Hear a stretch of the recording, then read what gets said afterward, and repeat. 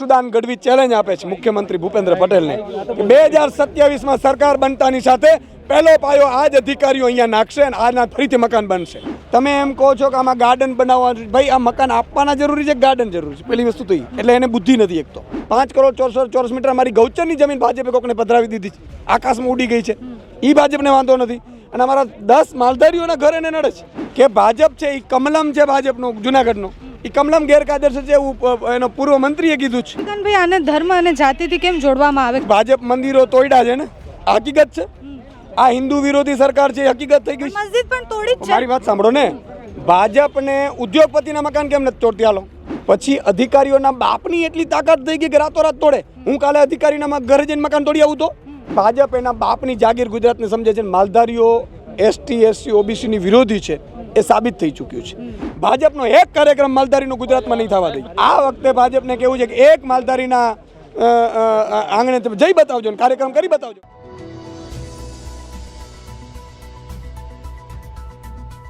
રબારીવાસમાં ઈશુદાન ગઢવી આજે આવ્યા છે, લોકો સાથે વાતચીત કરી છે. પહેલા તો ઈશુદાનભાઈ લોકો સાથે વાતચીત કરી એમની વ્યથા શું છે? બિલકુલ, અહીંયા હું પહેલાં ક્લિયર કરી દઉં, હું અહીંયા માલધારી આગેવાન તરીકે આવ્યો છું. આ મારા ભાઈઓ છે.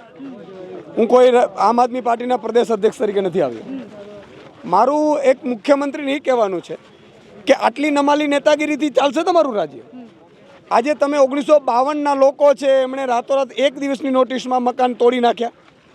તમે એમ કહો છો કે આમાં ગાર્ડન બનાવવા, ભાઈ આ મકાન આપવાના જરૂરી છે, ગાર્ડન જરૂરી છે, પેલી વસ્તુ તો એટલે એને બુદ્ધિ નથી. એક તો બીજું વસ્તુ એ છે કે અહીંયા જે ધારાસભ્યશ્રીએ ચૂંટાવડાવ્યું છે, મેં એવું સાંભળ્યું કે ધારાસભ્ય ઉપર રહીને તોડાવડાવ્યું છે. મેં એવું સાંભળ્યું છે, મંત્રી છે અને એમને ખબર નહીં શું પ્રોબ્લેમ થયું છે માલધારી સમાજથી કે એમણે ઉપર રહીને તોડાવડાવ્યું છે. એવું મેસેજ છે, મને ખબર નથી સાચું ખોટું. ત્રીજી વસ્તુ એ છે કે ભાજપ છે ઉદ્યોગપતિને જમીન આપે છે, વર્ષોથી રૂપિયે ટોકન આપે છે, એમાં ભાજપને વાંધો નથી. એ ઉદ્યોગપતિને જમીન આપી છે, એ જમીન હેતુ પર કરીને બીજાને વેચી મારી છે, એવી કેટલી જમીનો છે એને વાંધો નથી.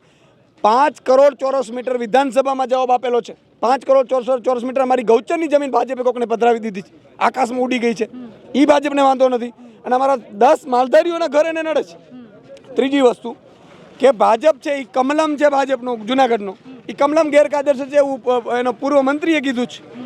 ભાજપના કેટલાય નેતાઓ છે કે જેણે ગૌચરો દબાવી લીધી છે. આજે હું એમ કહું છું, ગોપાલ ઇટાલિયાના ગામમાં ભાજપનો નેતા છે, એમણે મેં સાંભળ્યું છે કે કેટલાય વીઘાઓ જમીને કબજો કરી લીધો ભાજપના નેતાએ. તાકાતો તો ત્યાં તોડે. અહીંયા અમદાવાદમાં કેટલા ભાજપના નેતા, હું લિસ્ટ આપીશ, વિધાનસભામાં મુદ્દો ઉઠાવીશું, એમના નહીં તોડીને અહીંયા કેમ તોડાવડાવ્યું? ત્રીજું, હું માલધારી સમાજને કહેવા માંગુ છું, તમામને, આહિર, ચારણ, ગઢવી, ભરવાડ, તમામને અને બીજા સમાજોને પણ મારી વિનંતી છે કે એકતા આજે આપણી ઉપર પડી છે, અહીંયા કાલે તમારા ઘર ઉપર પણ આવશે. આપણે સૌ એક થવું છે. ચોથું, મારે ધર્મગુરુઓને કહેવા માંગુ છું કે ધર્મગુરુઓને કહેવાથી અમે મતદાનો કરીએ છીએ અત્યાર સુધી, તો ધર્મગુરુઓ એટલા નથી કહી શકતા ભાજપને, મુખ્યમંત્રીને કે તમારો ફરીથી આ મકાન બનાવડાવો. જો મકાન બનાવડાવે છો, ધર્મગુરુઓ બનાવડાવી દેશે તો ધર્મગુરુના પગે અમે પડીને અહીંયા જે પણ મંત્રી બનાવશે ને એને અમે સન્માન કરીશું. મુખ્યમંત્રીનું ઈશુદાન ગઢવી સન્માન કરશે, ફરીથી મકાન બનાવડાવી દે. પણ ઈશુદાનભાઈ આને ધર્મ અને જાતિથી કેમ જોડવામાં આવે? કારણ કે આખા ગુજરાતમાં મસ્જિદો પણ પડી છે, મંદિરો પણ પડ્યા છે. આપણા અમદાવાદના જ અનેક એવા વિસ્તારો છે જે પોશ વિસ્તાર ગણાય છે, ત્યાં પણ ડિમોલિશન થયું છે. હું તમને એ જ કહું છું કે ભાજપ મંદિરો તોડ્યા છે ને, હકીકત છે. આ હિન્દુ વિરોધી સરકાર છે, હકીકત થઈ ગઈ. મસ્જિદ પણ તોડી જ છે. મારી વાત સાંભળો ને, ભાજપને ઉદ્યોગપતિના મકાન કેમ નથી તોડતી? હાલો ભાજપ પોતાના નેતાઓના કબજા કેમ નથી તોડતી?